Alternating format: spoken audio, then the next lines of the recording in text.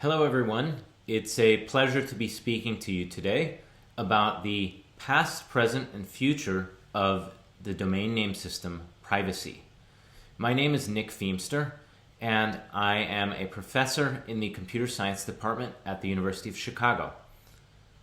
Here's my contact information and my research group's website, and I encourage you to get in touch with me after the presentation or check out our website to learn about more information about our research group. The domain name system is primarily used to translate human-readable names on the internet into machine-usable addresses, specifically IP addresses. DNS's goal is to efficiently locate resources, mapping names to IP addresses. It scales to many users over a large area and also scales well to many updates. The domain name system has many important properties. In particular, domain names have a hierarchical namespace that's divided into zones, and that namespace is distributed over a collection of DNS servers. DNS servers are organized into a hierarchy that include top-level domains like .com, .net, .za, and so forth, and subdomains, each of which have authoritative DNS servers. For example, google.com might have its own authoritative DNS server, or uchicago.edu might also have its own authoritative DNS server. DNS performs the translations between the names and IP addresses, and local DNS servers and client resolvers interact to exchange these queries and responses. DNS achieves many goals. In particular, it's scalable, it can be managed in a decentralized fashion, it's robust, and it has global scope, meaning that each domain name means the same thing everywhere. And a single domain name refers to the same service or website no matter where you are on the internet. Let's take a brief look at how the domain name system operates in terms of resolving queries and where various privacy vulnerabilities come up. When a client wants to resolve a domain name, like www.foo.com, software running on that client server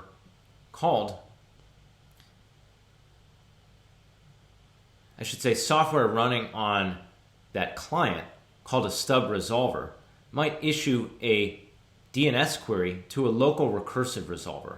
And that local recursive resolver is typically run by an ISP or whoever happens to be running your local network. That local recursive resolver will in turn issue a set of iterative queries to a sequence of authoritative domain name servers for each subdomain within the domain. So first, that local resolver might issue a query to the root server, and that root server might then subsequently issue a referral to .com, and then the query would subsequently be referred to a top-level domain authoritative server that was responsible for resolving .com queries. This procedure would repeat until finally the local recursive resolver was referred to an authoritative server that knows the IP address for www.foo.com. Typically, that would be an authoritative name server for the domain of foo.com. Once the local recursive resolver has that answer, it can subsequently return that IP address to the client stub resolver.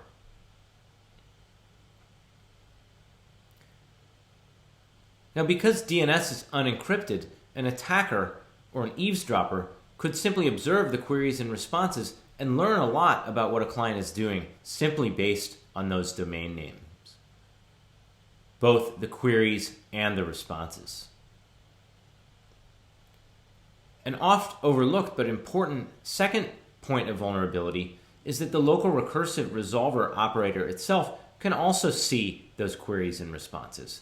And that's going to become important as we look into various design alternatives to improve the privacy of the domain name system. It's important to note that in both of these cases, or in both of these scenarios or vantage points, DNS is vulnerable to traffic monitoring and so-called fingerprinting attacks that allow an attacker to discover a lot of things about what the client might be up to. What types of things can be learned from DNS? Well, as it turns out, there are a lot of different things that an attacker or an eavesdropper can learn about you simply by observing your DNS traffic. In particular, an eavesdropper might be able to intuit various things about your web browsing behavior, such as the websites or even the web pages that you visit. Additionally, as is shown in this table on the right, an eavesdropper might also be able to determine the devices that you own, or even perhaps your activity on your internet connection at home, which, if you have a lot of connected devices in your home, could be quite revealing. For example, a spike or the existence of DNS traffic from a sleep monitor, a security camera, or a connected refrigerator might tell an eavesdropper a lot about what you might happen to be up to in your house at any particular point in time. Here's an example of an attack on privacy called website fingerprinting that's commonly studied in the context of the Tor network, but is a general attack that any passive eavesdropping adversary can mount on users. An adversary that sees DNS queries and responses from the user can often uniquely determine the website that a user is visiting. And the reason for that is that more than 90% of the Alexa top 1 million websites have at least one unique DNS domain name. And so merely by observing the existence of that unique query, an attacker could intuit or infer that you might be visiting a particular website. In other words, simply observing the DNS queries allows the attacker to uniquely determine the websites that you may be visiting. And it's subsequently been shown that the same kinds of techniques can also be used to reveal the web page that you may be visiting, simply because the set of domain names that a particular web browser might look up on a particular web page may often be unique to that page. It turns out that even using a system like Tor doesn't really help, because Tor itself, in particular the exit relays from the Tor network, also need to run DNS queries. And those DNS exit relays often use a DNS resolving service like Google Public DNS to resolve their queries. We took a look at this in terms of how much DNS traffic was coming from the Tor exit relays to Google Public DNS, and it turned out that almost 40% of the bandwidth off of the Tor network was using the Google Public DNS to resolve its queries, meaning that a lot of the traffic that is coming out of Tor is actually attributable and known by Google, simply by virtue of the fact that they run a public DNS service, and many Tor users actually use Google Public DNS by virtue of the fact that the exit relays they're using rely on Google Public DNS to resolve the DNS queries. There are various approaches to improve DNS privacy. In particular, a lot of these approaches focus on improving data confidentiality and integrity in transit. Recent proposals that we'll talk about involve carrying DNS queries and responses over encrypted transport, such as TLS or HTTPS. And there are various ways to encrypt the transport. To improve the integrity of DNS, there's also a protocol called DNSSEC, which ensures that the DNS records themselves haven't been modified. It's worth noting that DNSSEC does nothing for privacy. It really only addresses various integrity issues with the DNS response records. There are also some efforts to minimize privacy leakage to authoritative. There's one in particular called DNS QName minimization, which results in the recursive resolver only sending the part of the DNS query to the authoritative that it needs to get an answer from for that particular part of the DNS name. So for example, a query for www.foo.com would only send com to the root server instead of the entire domain name. And the idea there is that every step of the hierarchy or every part of the hierarchy only gets to learn the very next part of the domain name as opposed to the entire domain name. That, of course, really only addresses part of an issue of privacy, which is leakage of the domain name information or the entire domain name query to all of the authoritative servers. Now, importantly also, these existing approaches tend to focus on the adversary that sits in between the stub resolver and the local recursive resolver. They don't tend to address the first hop as the adversary. In other words, what would happen if the local recursive resolver itself was in fact an adversary. In other words, you can encrypt transport between the stub resolver and the local recursive.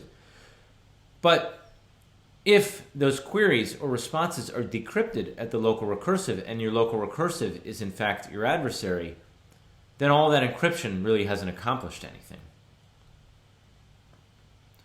Now, ISPs often operate clients' recursive resolvers, allowing them to monitor clients' browsing patterns. But as we'll see, there are an increasing number of parties, including Google, Cloudflare, and many, many others, that have begun to operate these local recursive resolvers. And so there's coming to be an issue of trust in terms of how much one wants to or needs to trust the local recursive resolver with the queries. A strawman proposal to address the threat that might be posed by an adversarial local recursive resolver is simply to change DNS providers and then encrypt the transport between the stub resolver and the third-party recursive using a protocol like DNS over HTTPS, or so-called DOE, or DNS over TLS. Now, of course, this really only just moves the problem, because now you have a third-party recursive resolver, and if that third-party recursive resolver is untrustworthy, then you really haven't gained anything. You've just moved the problem. This has been and is being tried and implemented, and you may in fact be using this technology now without even knowing it. More than 2 years ago, Firefox started testing DNS over HTTPS in its nightly build, and Cloudflare rolled out a public DNS service that claimed to be more private, but then later it was found that Cloudflare was sharing a lot of that query data with other third parties. As I mentioned, you may already be using this without even knowing it. Just this past summer, Mozilla enabled DNS over HTTPS by default for all Firefox users in the United States. You may or may not have seen an alert that looked like this: more secure encrypted DNS lookups, with an obscure message about what that actually means. Now, a typical user might click this away, thinking, sure, more privacy sounds good. But effectively what this does is, in addition to encrypting your DNS queries, it sends all of your DNS queries to Cloudflare. Android has a similar private DNS setting, which, while sometimes not enabled by default, is equally obscure. Who would say no to private DNS? Well, what this doesn't tell you is that enabling private DNS results in all of your DNS queries being sent to Google. Sure, they're encrypted, but do you trust Google with all of your DNS queries? That's certainly a question that's open for debate. Now, the good news is that DNS over HTTPS sometimes performs well. We've done some comparisons both on our local campus network as well as across the United States as part of a larger study in collaboration with the Federal Communications Commission. And DNS over HTTPS outperforms DNS over TLS a lot of times, and often even outperforms unencrypted DNS, particularly in the tail of the distribution. These results are shown for Cloudflare, but we've tested this on Google, Quad9, and several other trusted recursive resolvers and found similar performance. Now, the bad news is that changing DNS providers doesn't solve the privacy problem. As we've discussed, all this does is shift trust from the ISP to the third party. An IP address and domain names are still visible and coupled to the client. And this solution is still vulnerable to monitoring and data requests, particularly at the third-party recursive resolver.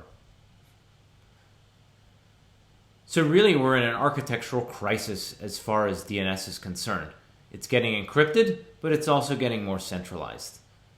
Modern browsers, and increasingly OSs as we've seen, will select a so-called trusted recursive resolver, often a single trusted recursive resolver by default, and send all DNS queries to that single resolver.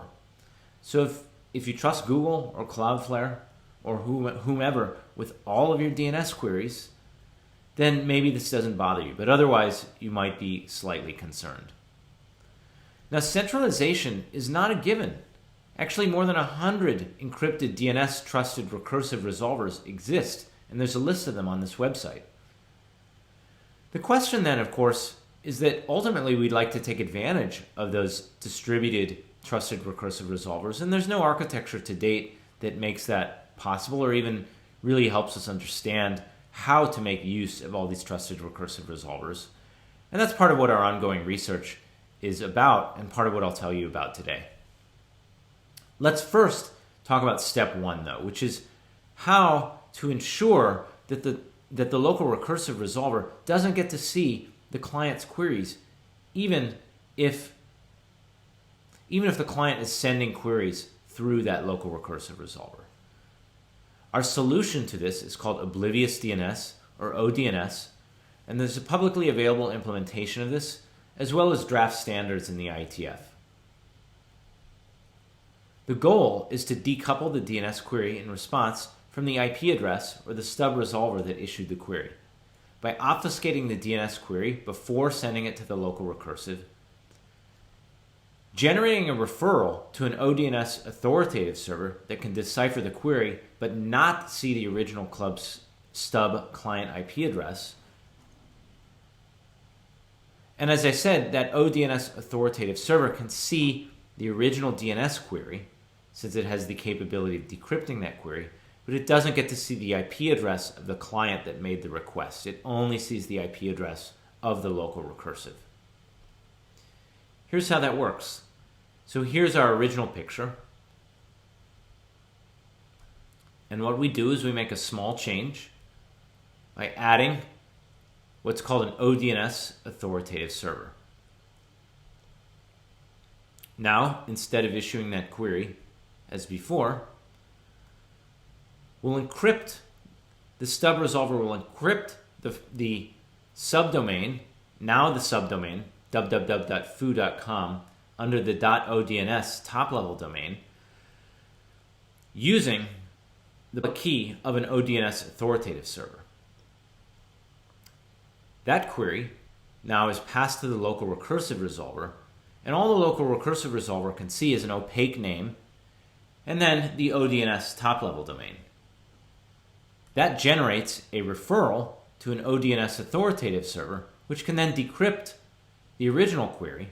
And note now, the ODNS authoritative server can see the original query, but it can't see the stub resolver IP address. Now that query proceeds as before, just like we talked about. The answer is again encrypted, and the result is returned to the client, who can then decrypt the response. ODNS keys of authoritative servers must be returned to clients, and for that we can use a self-certifying name to exchange the key. So the stub resolver might issue a special query to the ODNS server, and the response comes back with the public key of the authoritative server in a way that's self-certifying, so that the name of that response in fact certifies the key. ODNS servers can be replicated and anycasted, resulting in the selection of the closest ODNS authoritative server.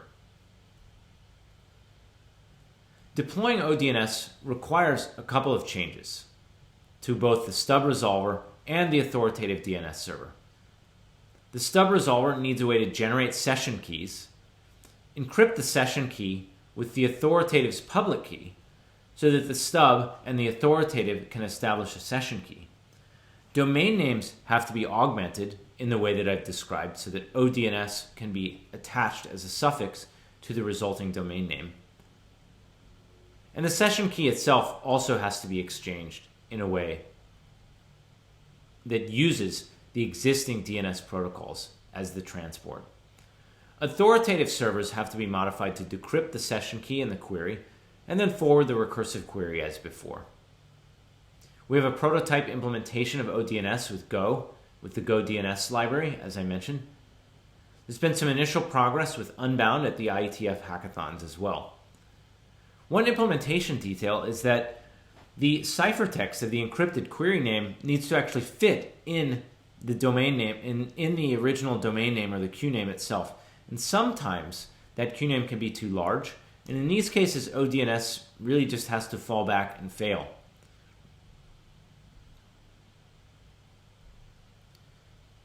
We performed the key there is, of course, that the result should be no worse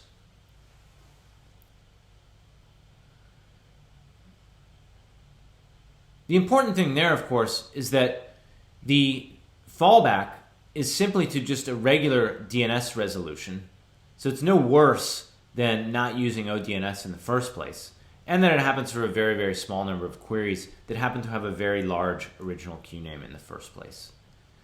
Our performance evaluation, which is detailed more in our paper, talks about the overhead of these cryptographic operations, the additional latency for DNS lookups, which really boils down to the additional network latency between your local recursive resolver and the ODNS authoritative server, additional web page load time, as well as the effects of reduced caching at the recursive resolver as a result of the fact that every ODNS stub resolver client is encrypting its queries, and so there's no shared QNames in the cache. There are a number of other practical considerations. In particular, some local recursive resolvers will use an extension to DNS called eDNS0 client subnet that allows an authoritative to figure out where that client is on the internet. This is often very helpful for CDN-based content localization, but it has some privacy implications in that if that client subnet is passed through the ODNS to the ODNS authoritative, then the ODNS authoritative gets to learn the client IP address, and that basically defeats the step of that obfuscation in the first place. The solution here is that the local recursive resolver should strip that eDNS client subnet extension. This has some implications for the ability to localize the client, but again, this is a trade-off between privacy and performance.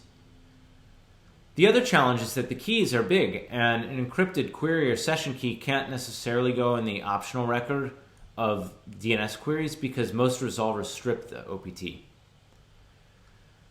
A near-term solution is to use elliptic curve cryptography and put those keys in the QName itself. This can be done with a base 64 encoding for the encrypted domain and the key, but it also does prevent the DNS resolvers and the DNS resolvers from using certain extensions. For example, there's an extension called 0x20 encoding that makes it more difficult to poison a local DNS cache. And again, that's no longer possible with because we need those extra bits in the QName to fit the key.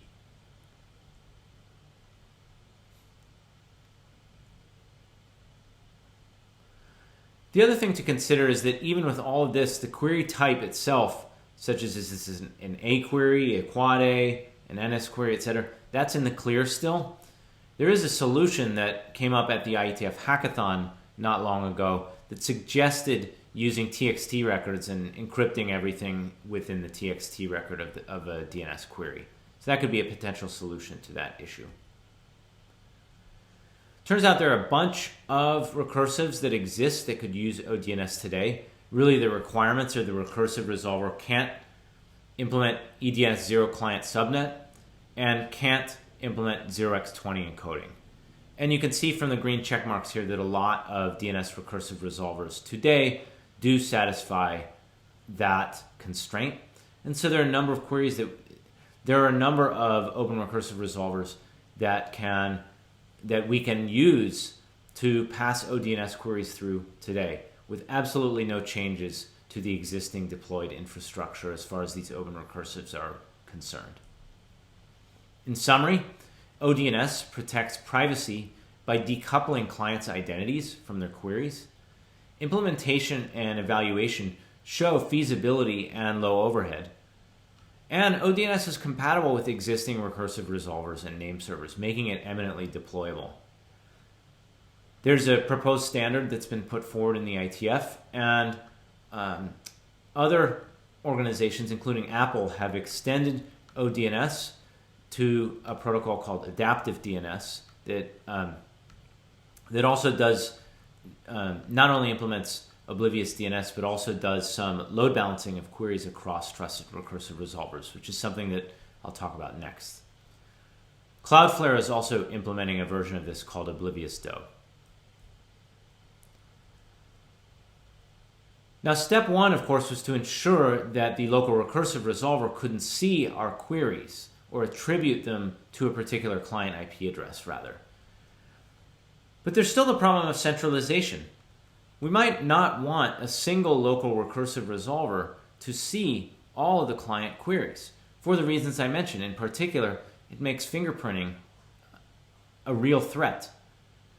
So the question here is, how do we distribute queries across a larger set of trusted recursive resolvers? Some example ways to do this might be to do a round-robin strategy where the stub resolver picks a bunch of trusted recursive resolvers. Recall that I said there are more than 100 of these deployed. Right? So the queries could be distributed across or through these trusted recursive resolvers so that nobody gets to see everything. Maybe every trusted recursive just gets to see a little. And there are other potential strategies like randomly sending queries to different trusted recursives. And there's another one that we call CDN affinity, which is that recognizing that content delivery networks are serving some of these objects already, so they already know what the client is requesting potentially. And so there's no additional privacy leakage by also sending the DNS query to the same trusted recursive resolver operated by the same CDN. So a bunch of different ways that we can think about how to re-decentralize the DNS. Now, it's unclear what the implications of any of these are for privacy, and we're still trying to basically understand those implications. One way to try to understand those is through an adversary model that relies on website fingerprinting. So recall earlier that I talked about an adversary who could determine web browsing patterns simply by observing the set of DNS queries.